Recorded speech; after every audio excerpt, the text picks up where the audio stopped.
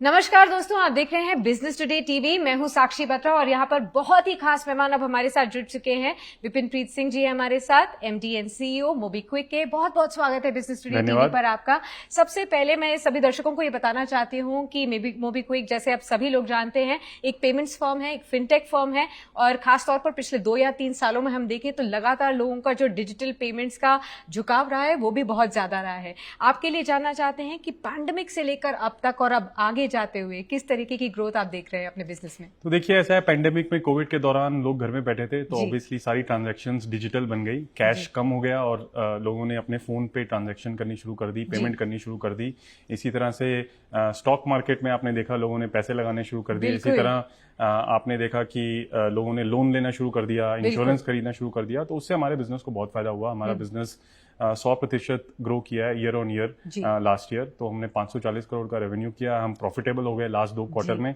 और इसका ऑब्वियसली हमारे बिजनेस पे अगले कुछ सालों तक काफी बड़ा इम्पैक्ट रहेगा, बिकॉज जो कस्टमर, जो हमारे यूजर हैं, जो हमारे देश की जनता है, इनका जो मेंटल मेकअप है, इनका कस्टमर बिहेवियर है, वो चेंज हो चुका है परमानेंटली। कॉन्फिडेंस आ गया है, ट्रस्ट आ गया है, तो वो ट्रांजैक्शन करने में अब डरते नहीं है। बिल्कुल।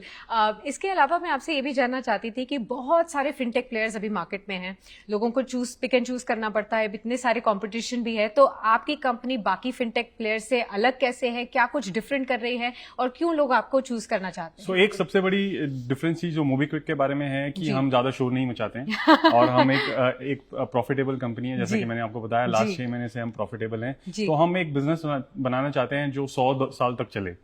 और उसके लिए बिजनेस को सस्टेनेबल बनाना बड़ा जरूरी है। तो वो मेरे ख्याल से हमारी इकलौती कंपनी है जिसने ये अचीव किया है और हम ग्रो भी कर रहे हैं। प्लस कस्टमर सर्विस पे हमारा बहुत ज्यादा स्ट्रांग फोकस है। प्लस हमारा फोकस पेमेंट्स के अलावा लोन्स पे है। तो जो हमारे देश की जनता है उनके पास क्रेडिट कार्ड्स नहीं है, लोन्स नहीं है, तो हम मोबीक्विक ऐप के जरिए सिर्फ पेमेंट्स नहीं, लोन भी प्रोवाइड कर रहे हैं। तो अब इन लोन्स जो आप प्रोवाइड कर रहे हैं, हाल ही में हमने देखा है आरबीआई ने ब्याज दरें बढ़ानी शुरू कर दी हैं। तो ऐसे में क्या आपको लग रहा है लोगों में कुछ हिचकिचाहट है क्रेडिट लेने के लिए? नहीं, एक्चुअली हमारा जो प्रोडक्ट है, जो लोन प्रोडक्ट है, वो बाय नाउ पे लेटर उसको कहते हैं। तो उसको यूज करके आप कुछ भी खरीद सकते हैं, आप ग्रोसरी खरीद सकते हैं, खाना खरीद सकते हैं, आप ट्रेन की टिकट बुक कर सकते हैं। वो हम 0 इंटरेस्ट पर प्रोवाइड करते हैं। तो कितने टिकट से ये शुरू हो जाता है? ये स्टार्ट होता है as low as 5,000 all the way up to 50,000। तो 50,000 तक का मिलता है आपको, कुछ दिनों का क्रेडिट मिलता है, आप उसको यूज कीजिए और वापस कीजिए, आपको 0 इंटरेस्ट पे प्रोडक्ट मिलता है। ठीक है, आगे जाते हुए मोबीक्विक का फ्यूचर कैसे देखते हैं? कौन कौन से सेगमेंट्स आपके लिए सबसे ज्यादा बड़े ग्रोथ ड्राइवर्स होने वाले हैं? आई थिंक इंडिया में हमने पेमेंट्स का बहुत ग्रोथ देखा है लास्ट 5 सालों में। यूपीआई, वॉलेट्स, बहुत सारी चीजें, हमारी जैसी कंपनीज और भी आई हैं। आई थिंक जो नेक्स्ट फेज है वो फाइनेंशियल सर्विसेज का है। फाइनेंशियल सर्विसेज में हमारा देश क्रेडिट स्टार्व्ड है, हमारे देश में क्रेडिट अवेलेबल नहीं है। लोग लोकल मनी लेंडर के पास जाके लोन लेते हैं, बहुत हाई इंटरेस्ट पे 5%, 6% पर मंथ। तो इसमें डिजिटल और टेक्नोलॉजी का बहुत बड़ा रोल है। तो मुझे लगता है कि अगले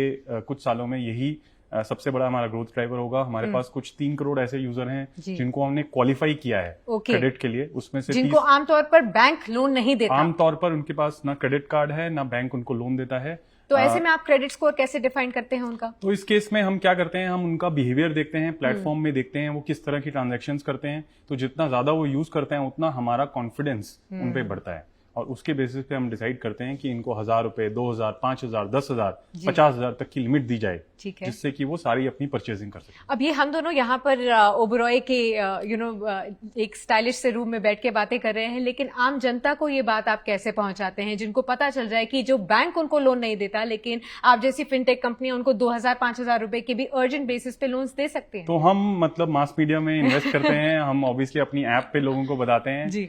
हम टेलीविजन और प्रिंट और अलग अलग माध्यमों से पहुंचते हैं। हम ऑन ग्राउंड एक्टिविटीज भी करते हैं ताकि मार्केट्स में लोगों को पता लगे कि ये इस टाइप का प्रोडक्ट है, इस टाइप की फैसिलिटी है उनके पास अवेलेबल। ठीक है, हाल ही में मोबीक्विक ने फंड्स रेज भी किए थे, तो उन फंड्स का आप कैसे अब आगे जाते हुए इस्तेमाल करने वाले हैं? क्या एक्सपेंशन प्लान्स हैं आपके? अभी 2022 में तो फंड्स रोक के रखने की जरूरत है, ग्रोथ करने की जरूरत है, बट प्रॉफिटेबली करने की जरूरत है। तो हम 10 साल से कंपनी चला रहा हूं मैं, तो अभी हम इस स्टेज पे पहुंच गए हैं जहां पे हमें बर्न करने की जरूरत नहीं है। तो हम इसको धीरे धीरे करके बढ़ाएंगे। क्या जो अक्सर अब स्टार्टअप वर्ल्ड में एक बातचीत हो रही है कि फंडिंग बहुत क्रंच आ चुका है, क्या इस तरीके की बातें अभी आपको नजर में आ रही देखिए हैं? ऐसा है कि ग्लोबल जो मार्केट है आजकल, इंडिया की market, global market, US market सब जुड़ी हुई है। रशिया में जो हो रहा है, चाइना में जो हो रहा है, उससे इंडिया में भी बहुत इम्पैक्ट आता है। तो इस वजह से जो भी यूएस में हो रहा है उसका इम्पैक्ट यहाँ पे भी दिख रहा है कि कैपिटल एक्चुअली बहुत सारा विदेश से आता था, foreign capital, private capital, public markets में भी जो कैपिटल है, FIIs लेके आते थे,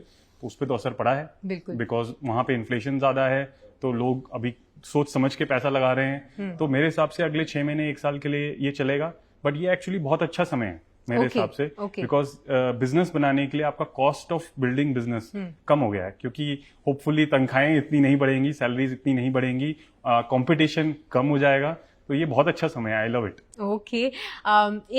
हम लोग जो चीज के लिए वेट कर रहे थे कि मोबीक्विक का IPO आएगा, बहुत से लोग इंतजार कर रहे थे, उस प्लान्स में थोड़ा सा डिरेल हुआ है, तो अब आगे जाते हुए कब तक हम ये देख सकते हैं कि आप IPO लेके आएंगे? क्या अभी करंट मार्केट वॉलिटिलिटी को पास होने के बाद, स्टेबिलिटी आने के बाद आप सोचेंगे, या किस तो तरीके जैसे ही आप मुझे बताएंगे कि मार्केट जब चेंज होगा उसी समय मैं आपको बता पाऊंगा कि कब हमारा IPO होगा, बिकॉज क्लियरली ये हमारे हाथ में नहीं है। हमारा काम है बिजनेस बढ़ाना, जो कि हम बढ़ा रहे हैं 100% या 50% प्रॉफिटेबली ईयर ऑन ईयर। इसके अलावा जब मार्केट ठीक होगी तब हम इसको कंसिडर करेंगे। चलिए ठीक है, बहुत बहुत शुक्रिया मिस्टर सिंह हमारे साथ जुड़ने के लिए और इन तमाम बातों पर बातचीत करने के लिए, हमारे सभी दर्शकों को बताने के लिए कि आखिरकार फिनटेक इंडस्ट्री में क्या कुछ हो रहा है और वो क्या एक्सपेक्ट कर सकते हैं आगे जाते हुए। बहुत शुक्रिया।